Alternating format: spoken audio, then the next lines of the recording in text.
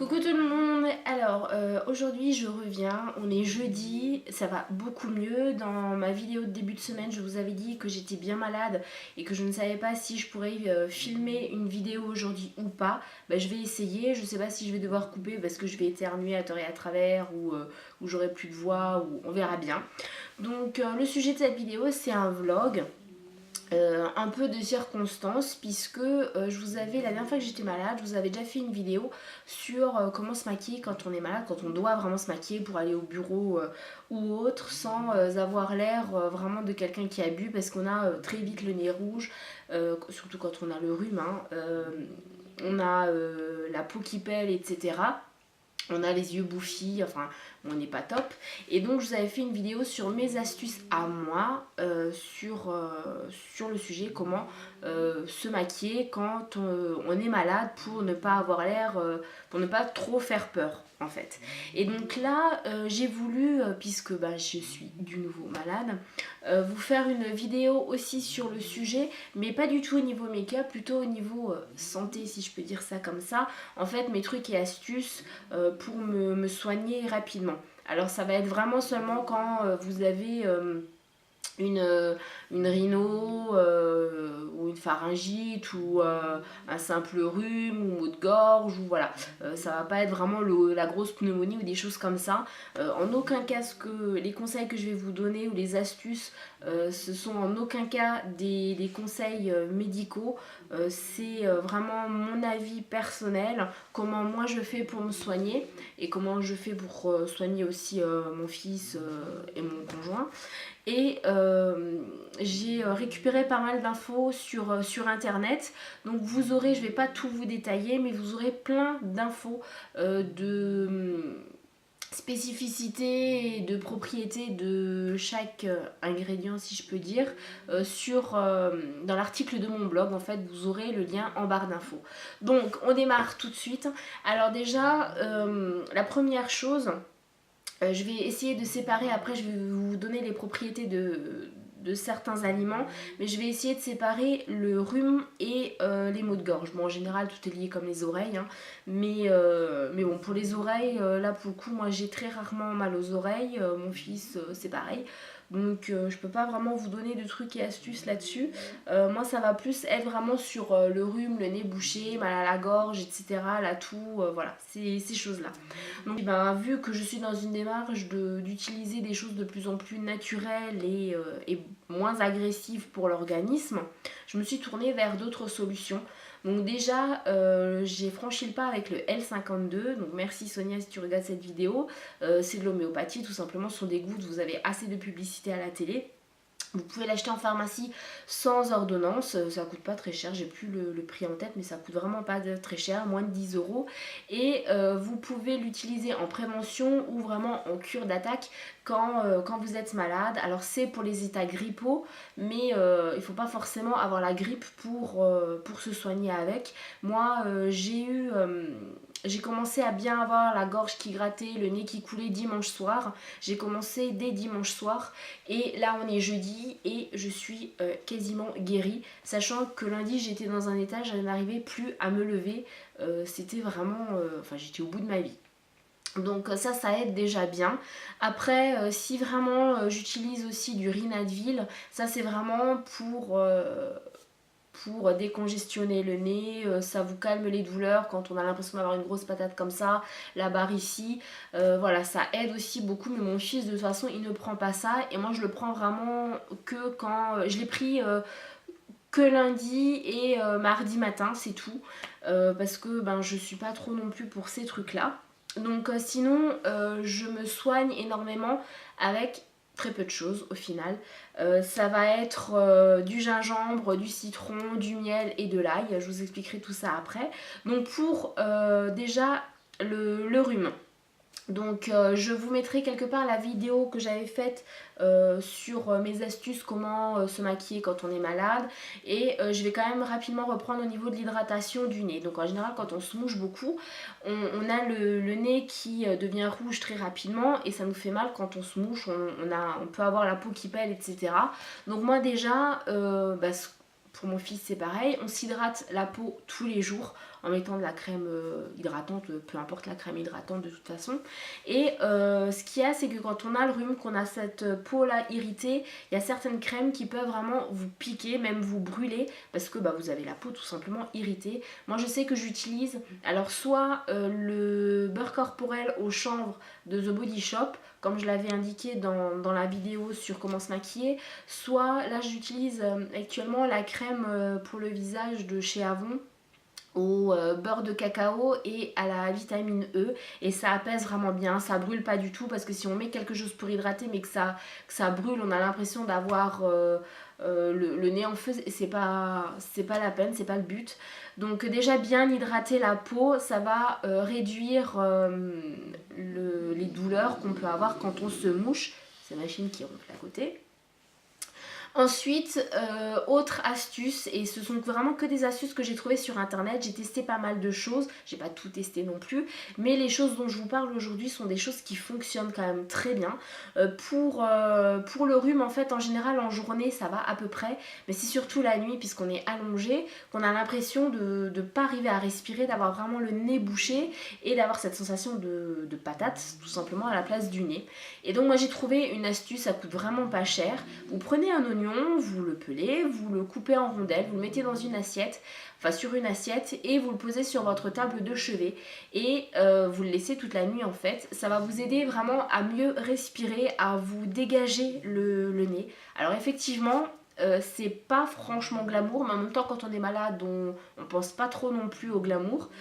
Effectivement le matin il faut vraiment bien aérer la chambre, parce que ça pue, l'oignon c'est horrible, mais ça vous décongestionne vraiment bien le nez pour la nuit, ça vous aide à respirer, et le fait de mieux dormir la nuit vous aide aussi à récupérer plus rapidement.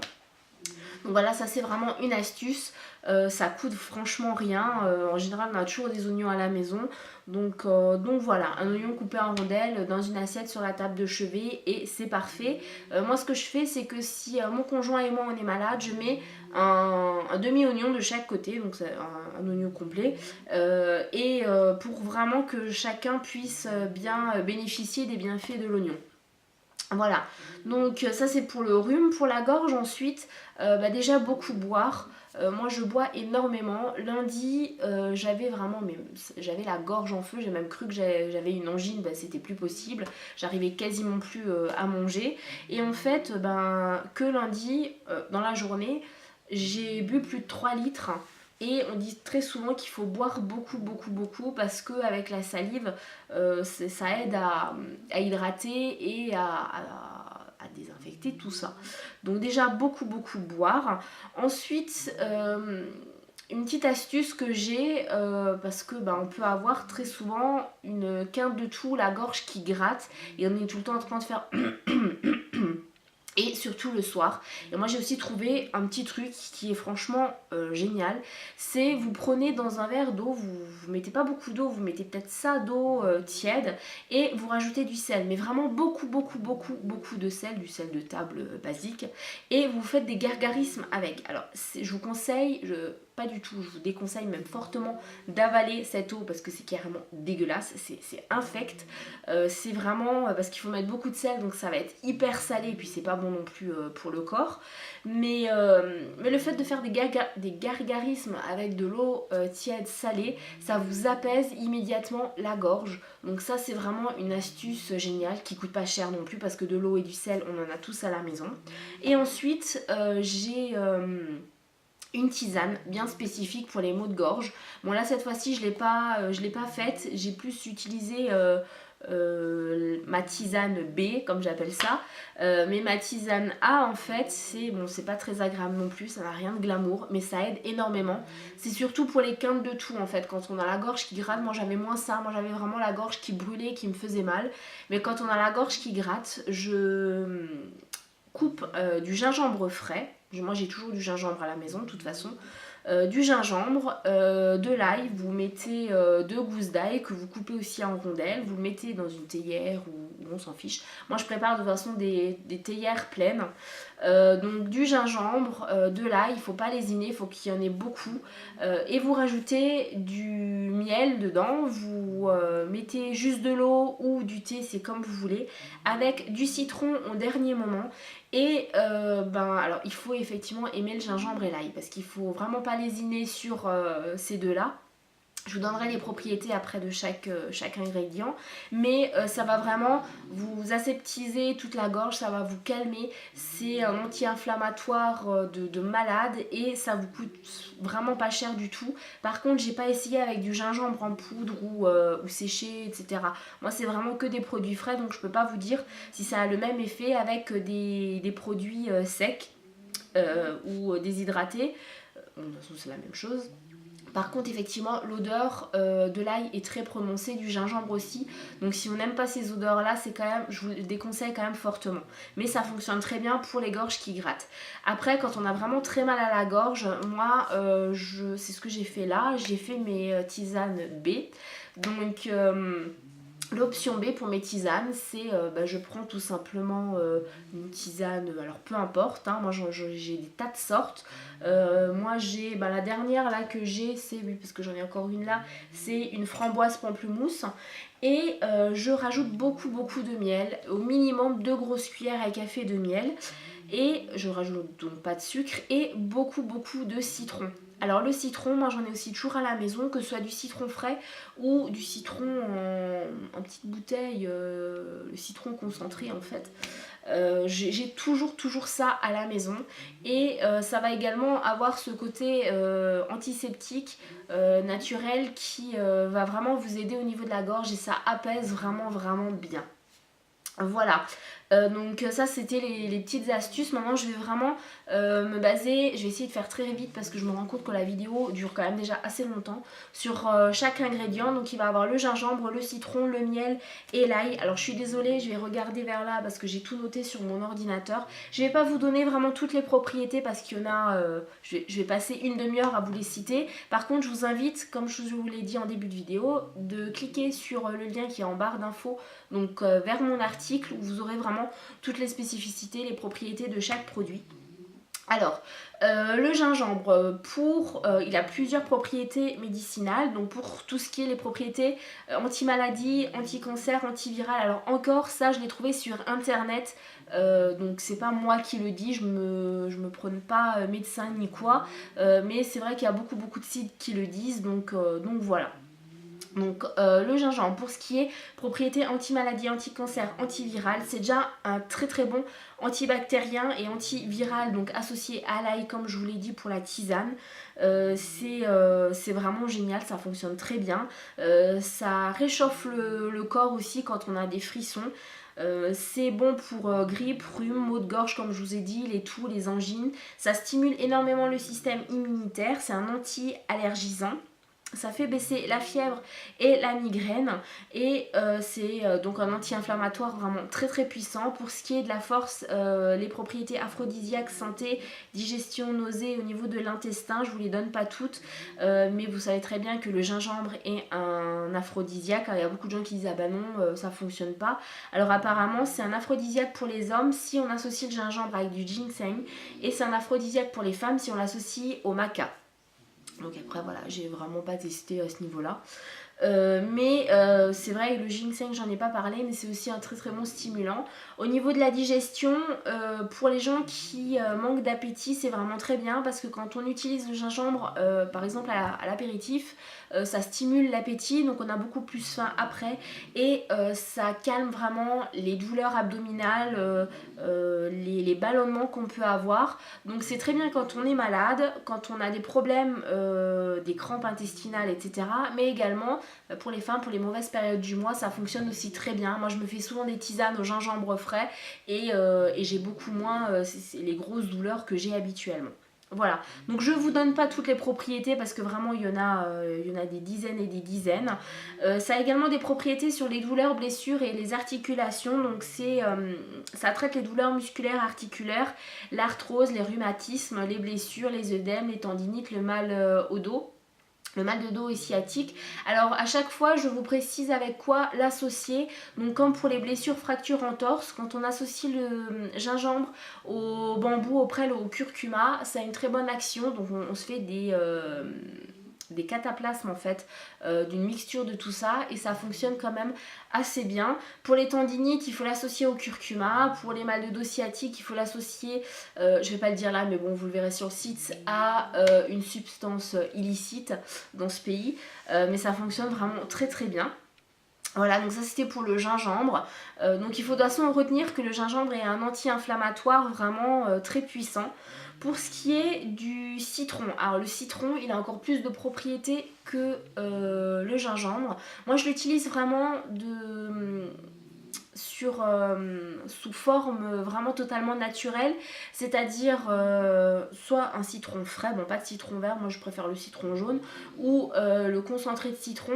Maintenant effectivement les huiles essentielles de citron fonctionnent aussi très bien, je l'ai testé quand Sonia était là, ça fonctionne très bien, mais moi je préfère le citron frais.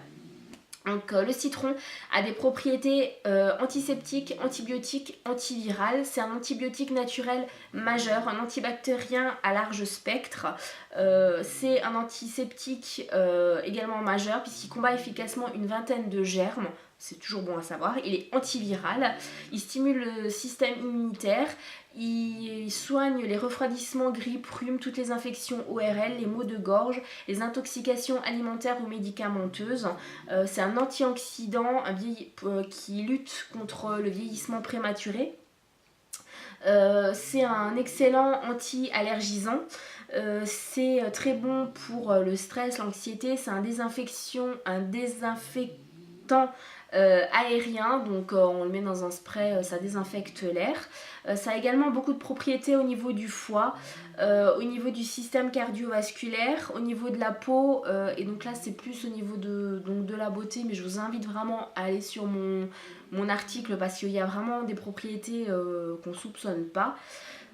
Ça a également beaucoup de propriétés pour les dents, la bouche, la gorge, les douleurs articulaires, tendineuses et les inflammations. Donc vraiment le citron c'est quelque chose à avoir à la maison. Ensuite le miel, il y a beaucoup de personnes qui le savent. C'est un tonifiant, un antiseptique, un cicatrisant. Quand on a une petite plaie quelque part, mettre du miel dessus, ça cicatrise très très rapidement. Ça renforce le système immunitaire, ça combat également l'insomnie, ça guérit des coupures et des blessures. Autre chose qui est aussi bon à savoir, c'est que le miel est vraiment top pour guérir, si je peux dire, la gueule de bois. Donc les lendemains de soirée un peu trop arrosée, vous mangez du miel et ça va vous permettre en fait d'éliminer l'alcool beaucoup plus rapidement, le reste d'alcool que vous avez dans le sang, puisque c'est vraiment concentré en fructose, donc en sucre, et c'est pour ça que ça va l'éliminer plus rapidement. Ensuite, l'ail, ça a également beaucoup de propriétés anti-maladie, antivirales, c'est un antioxydant, un antibiotique naturel puissant, un antiparasite intestinaux. C'est un anti-inflammatoire également, ça améliore la circulation sanguine, c'est vraiment très bon également pour la digestion, pour la santé, pour les fractures, ça redonne de la force et apparemment aussi un aphrodisiaque, ça je ne sais pas. Voilà, ça protège les organes du foie, du froid, pardon. Donc voilà, vraiment pour éviter de vous faire un vlog, et je commence bien à avoir mal à la gorge du nouveau. Pour éviter de vous faire un vlog qui va durer une demi-heure, je vous invite à aller sur mon article, vous allez avoir toutes les propriétés que j'ai trouvées. Également mes recettes des tisanes et toutes les petites astuces que je vous ai données en début de vlog. J'espère que ce vlog vous aura plu. Désolée, j'ai dû couper parce que là j'ai une gamme de tout. Je disais oui que j'espère que ce vlog vous aura plu. C'est vrai que je vous l'ai pas dit, mais moi quand je suis malade, que j'ai mal à la gorge, je remplace absolument le sucre partout par du miel. Dans le café, 2 grosses cuillères de miel. Pour le miel, bon, je vous le préciserai aussi dans mon article, je laisse de côté le miel de sapin qui est un peu plus corsé on va dire, et je privilégie soit le miel d'acacia, soit le miel de fleurs qui sont des miels très doux. et qui fonctionne vraiment très très bien. Voilà, bah, n'hésitez pas à me dire en commentaire si vous également vous avez des trucs et astuces pour les maux de gorge quand on a le rhume, etc. Et si vous testez ces trucs et astuces, ce que vous en pensez, si ça a fonctionné ou pas. J'attends vos commentaires et je vous dis à bientôt. Je vous embrasse tout plein en essayant de ne pas vous envoyer de microbes et je vous dis à lundi.